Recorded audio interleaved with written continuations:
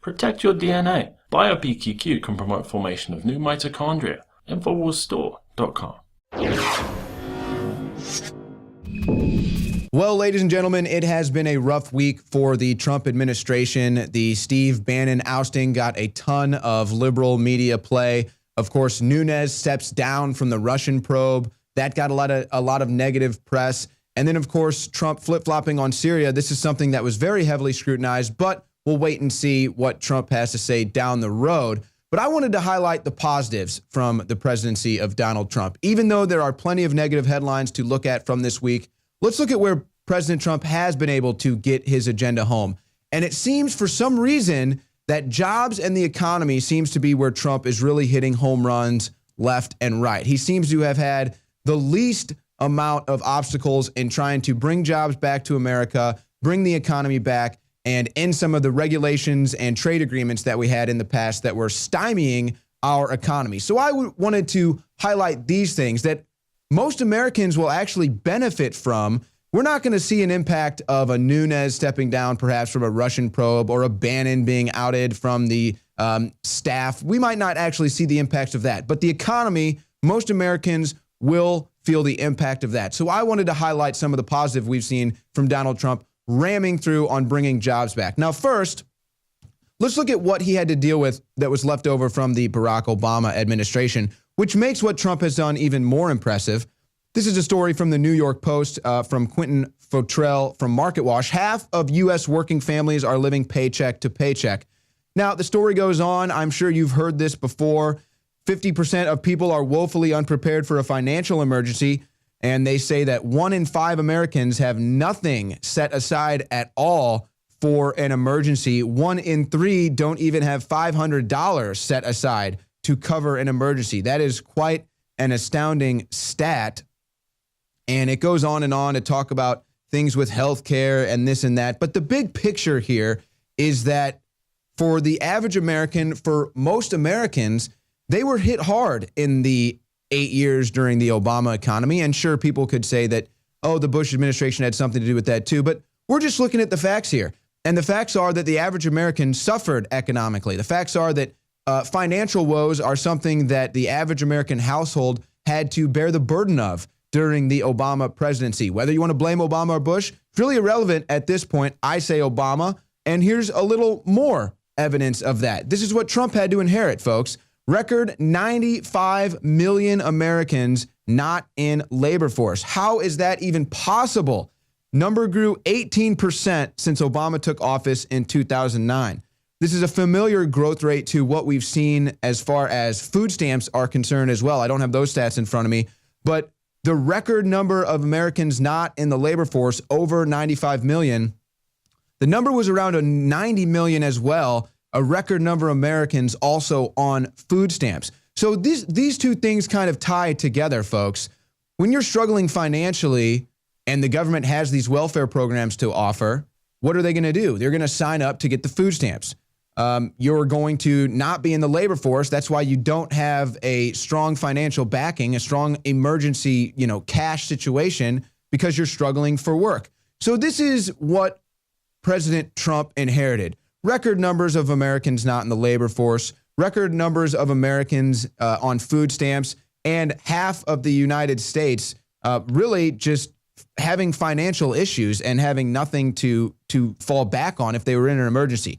But let's look at what has happened since Trump has been in office. Let's start with this story from Reuters. U.S. weekly jobless claims post largest drop in almost 2 years. So how about that?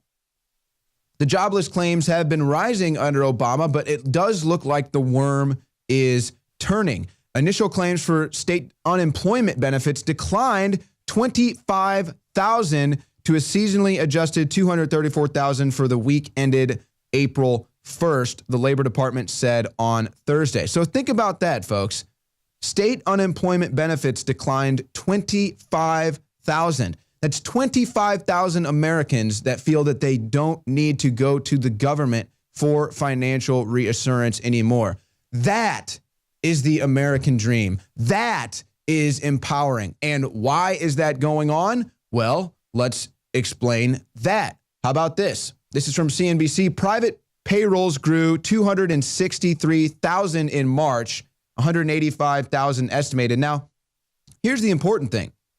Small businesses of under 50 employees grew by over 118,000, medium businesses over 100,000, and large businesses 45,000. So these are the numbers that are showing that small businesses are growing. These are the numbers that show that the little guy actually has a chance to compete in the free market system again. They can have their share of the pie. And when you start to make more money, you can start to grow your business. You can start to hire more people. Now, all of a sudden, job creation happens. And of course, these are some of the side effects that come from regulations being cut and new trade agreements being made. We'll get into that in a minute. But it also stems from this. This is from Bloomberg. White House tallies $10 billion saved by repeal of regulations. Now, I remember Barack Obama saying how he was going to cut into the deficit. He was going to stop this spiral of debt. Well, he did none of the following. He actually doubled the debt. But now, with cuts to the federal government, the Trump administration is now estimating it will save $10 billion over 20 years by rescinding 11 Obama-era regulations under a relatively obscure 96 law that lets Congress fast-track repeal legislation with a simple majority. Oh, you heard that phrase, fast track, a lot during the Obama administration, did you not? And again, all Trump had to do was repeal 11 Obama regulations, and he estimates, the White House estimates, $10 billion will be saved over 20 years. Now, that's just a penny in the wishing well when you look at the national debt. But there are plenty of pennies that Trump has thrown into this wishing well, chipping away at the debt. At least he's doing it. It may be a fraction of the debt, but at least he's actually doing that. That's something we've not seen in a while. Now, outside of the economy, which we'll get back to in a second, there are other positives that we've seen from the Trump administration following through on promises. Border apprehensions hit 17-year low in March. Now, what do you think this can be attributed to? We know exactly what it can be contributed to. The fact that Trump wants to have a strong border. He's not politically correct in his speech when he talks about it. So now people coming across the border illegally no longer feel inclined to do so because under the Obama administration, they felt comfortable and confident they could cross the border and be taken care of. Under the Trump administration, they feel pretty comfortable and confident that if they do illegally cross the border, they're going to be sent home immediately or perhaps even arrested. So this is something they're trying to avoid. And here you go. 17-year low. Customs and Border Protection agents apprehended fewer than 12,500 people who illegally entered from Mexico in March, making it the lowest monthly number in 17 years. That's according to Homeland Security Secretary John Kelly. Of course, the number of unaccompanied minors and family units who were taken into custody also dropped. So this is good for everybody. We don't need whole families coming into this country desperate, looking for the government to take care of them. No, that's not what we need. If they want to come here, we do have an immigration process. We'd love for you to come here and prosper in America. Build a business. It looks like our economy is coming back, but do it the right way. Trump is actually pro-immigration, folks. Now, the border wall. This is something, personally, I've never really cared too much about. I want a strong border, absolutely. I don't necessarily feel like a wall is what we need. However, that's what Donald Trump campaigned on, and now the bids are coming in, folks. All kinds of different bids coming in for the wall. We've got solar powers, making it a tourist attraction. And here's the other thing, as all these bids are coming in, Trump is actually going to look at all of these bids, pick the right one that's the best plan, and it's going to create jobs. So it's kind of a double win here. It's going to create jobs, and he's actually having a competitive market for the bid for the wall. You know, in the past, it would just be cronies would get a no-bid contract, or there would be bid wars, but let's be real, the inside track would usually win. So this is another good trend that we're seeing. Real bidding, a fair process to put forth a plan that makes the most sense economically, fiscally, and for the American people, what they actually want. So it'll be interesting to see if they start to publicize some of these things as far as ideas with what to do for the wall. We had a caller say, make a wall out of old shipping containers, another wild idea. So Trump is going to hear all these ideas, and based on who Donald Trump is and what he's done in the past with businesses, I think we can expect him to make a decision that is fiscally responsible, but also builds a strong border. But we'll see. He's kind of let back on the wall rhetoric for a while now, at least it seems like. Let's get back to the economy for a second now, though. Donald Trump is bringing jobs back to America. Here's a story from investorplace.com. 10 companies that are bringing jobs back to America. U.S. companies are responding to Trump with a series of American job announcements. Let's just go down a few of these businesses. Of course, you've heard about Apple, Monsanto, Amazon, Ford Motor Company, huge. They were going to build that $1+ billion factory in Mexico. Now they're going to do it in Michigan. International businesses, Machines Corporations, Walmart, Sprint, Lockheed Martin, Hyundai, General Motors. These are all companies, United Technologies Corporations, Carrier. These are all companies that are now going to increase the U.S. job market. And in past administrations, where it had been more fiscally beneficial to take your job overseas and your manufacturing overseas, President Trump is trying to make it more beneficial to do that here in America. And again, this is something that all Americans can benefit from. So while there is all the negative press out there, let's just remember there are policies that President Trump is following through with that will benefit every Americans, even those out there that are lazy and don't want to work and want to protest Trump.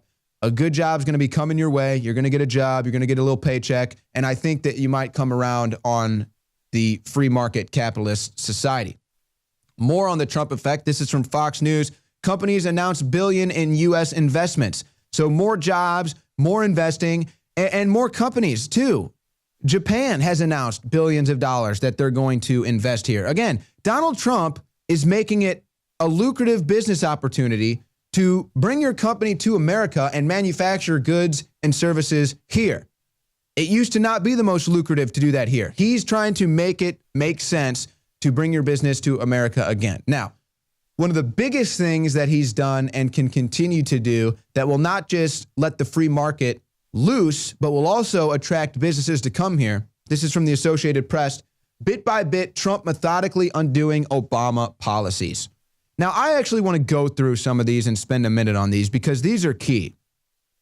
These sort of things seem to just stack up and then kind of just get lost in translation. But these are huge. Climate change. Trump signed an executive order last week to deliver on his pledge to unravel Obama's effort to curb global warming. Of course, the liberals are freaking out about this. The Trump administration they launched a review of the Clean Power Plan, Obama's chief effort to curb carbon emissions by restricting greenhouse gas emissions at coal-fired power plants.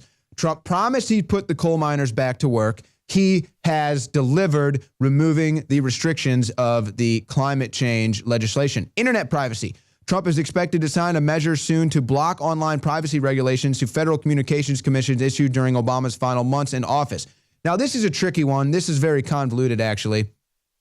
Now, technically, it's not internet privacy, what Trump is doing. But what Trump is doing is he's removing a monopoly of data mining and sales from Google and Facebook, and now making it so Verizon, Sprint, AT&T, and basically anybody who has your data can now use that data and sell that data. It used to be there was a monopoly, really, with Facebook and Google for those practices. Now Trump has loosened that up and kind of made it for everybody. So that's not really privacy, but it is a fair market if you want to go with that. How about on abortion? Trump is expected to sign legislation erasing another Obama rule, one that barred states from withholding federal family planning funds from Planned Parenthood. Yeah, and part of the measurements that we liked about the Trump Care bill, which was actually John Boehner Care, Paul Ryan Care, was that it did remove federal funding from Planned Parenthood, but we weren't willing to give there. We want the full repeal. We still want that. We'll see if Trump ever follows through with that. Keystone XL oil pipeline. Trump greenlighted the long-delayed project on March 24th, reversing Obama's decision less than 18 months earlier. After Trump invited TransCanada, the Canadian company building the $8 billion pipeline, to resubmit its application, the State Department approved the project, saying it would advance U.S. national interest.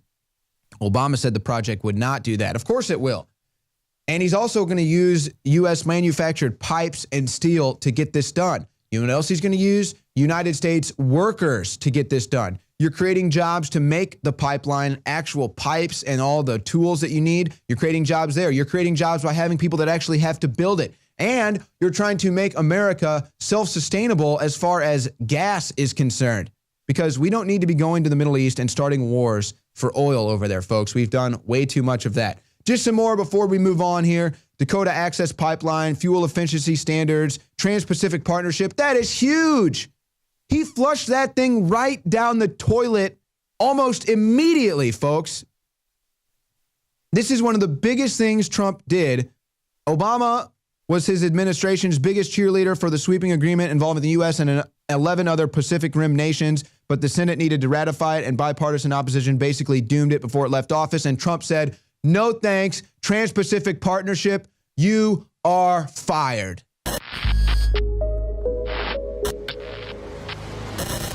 Alex Jones here with a very important news update to anybody out there that wants to be prepared. But it goes beyond being prepared. Our bodies absolutely must have the good halogen iodine or we will die. And you look at all of the thyroid problems and all the people that don't have energy and that have all sorts of hormone problems. And from my research, and a lot of just mainline research, it leads back to iodine over and over and over again. It's as important as vitamin C. If you don't get iodine, you die. But most people are just deficient, so they're low energy, they're sick. You got to have iodine in your body so that your body can produce the hormones you need. It is the base to so many things. And since I got into iodine 4 years ago, we've helped change the entire paradigm by developing and bringing to the public deep earth crystals from 7,000 to 12,000 feet of the purest iodine available. Other iodine comes from the ocean or from other byproducts of chemical facilities and is tainted. It's bound. It's not absorbable. I tried it. And I had incredible effects even with dirty iodine because the body needs it. When you don't have iodine, it absorbs the chlorine, the fluoride, and all these other bad halogens. Do yourself and your family a favor and check out the importance of iodine for yourself. I think you're going to be blown away. And whatever you do, support the broadcast and get a bottle of Survival Shield Nascent Iodine X2. Also consult your physician because if you've been deficient in it or have other issues, it can have some dramatic effects. As for me and most folks I talk to, it's been a game changer in the positive column, but still consult your physician because iodine is no joke. It's a key building block of the body. And if you haven't had it for a long time and suddenly have it, some folks say they've experienced things like a detoxing effect and things like that. You've got to have vitamin C. You've got to have iodine to live. You got to have water to live. Iodine is key. You must have it, but consult your physician first before you get powerful Survival Shield Nascent Iodine X2 at InfoWarsLife.com or call toll free. We can answer your questions, 888-253-3139.